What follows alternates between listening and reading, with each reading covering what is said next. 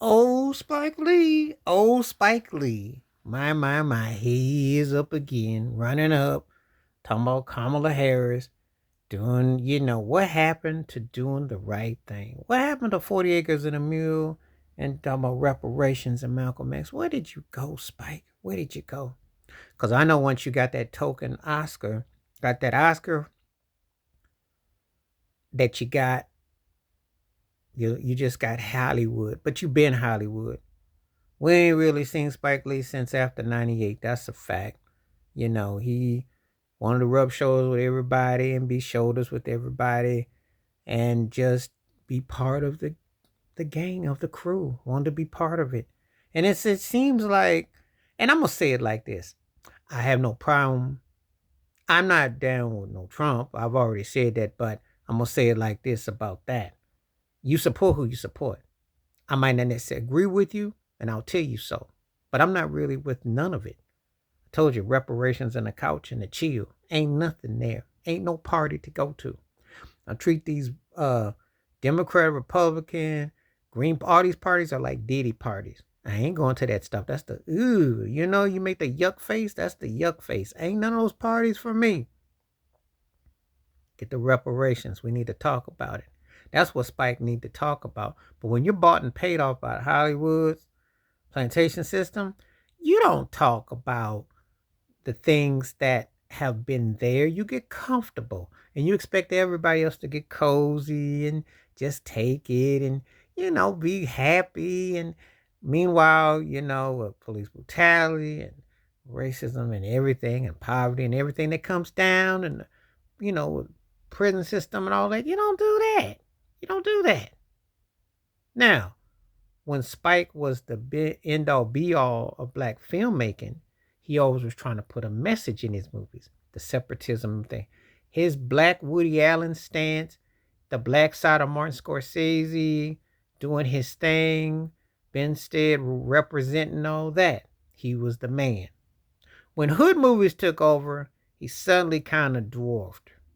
And then when we get to Tyler Perry era, he just all rolled up like a butterball because he was competitive, but he wanted to be the only one in charge.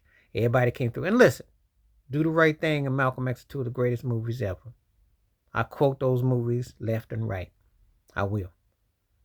But Spike, as time has gone on, was hands-on about his credits as producer, writing and directing. He wanted to have the cut to say. And he got to direct, musical projects because he was a frustrated musician. We know that. He held himself and accountable with Stevie Wonder, Michael Jackson, and Prince. He wanted to have that kind of cachet and whoever else was happening. Well, he wanted to be Violet Toll. He wanted to have a say with everything. And that's what he aspired to do. But at what cost? And then on top of that, now you see him in the political maven, what he's doing, what has happened, what have you. You just kind of look at the things and you kind of go, okay, what we going to go with this? What we going to do with this? How we going to, So Kamala Harris, there was a time he may have said something, but he's so like, we got to do this. We got to do this. You got to stand to this. Not giving no rhyme or reason at all. So now look at him like, you did from do the right thing to you just do anything because you want to be to this or that. And don't get me wrong. It's like I said, I am no fan of Trump. I have no horse in the race. I say anything over Trump, but it's not exactly like we're getting anything to say. But you could sit there on a platform and say, hey, about reparations. You could really make a stance. He won't. He won't do that. He won't. Because he has what they do in that Hollywood world is what they do. So that's what's up with that. But anyway, I heard his speech. I heard what he had to say. Now it don't hit the same way it once did. Spike will do anything, not the right thing, the anything. And that's what has become, And once they get you, they got you. And sometimes I just wish that more than anything, I wish people would have kept their political beliefs to themselves. I remember when people would be less, or if you got something to say, stand on it. But then it looks like you become a puppet over time. It looks like, this cat then got bought and paid for. But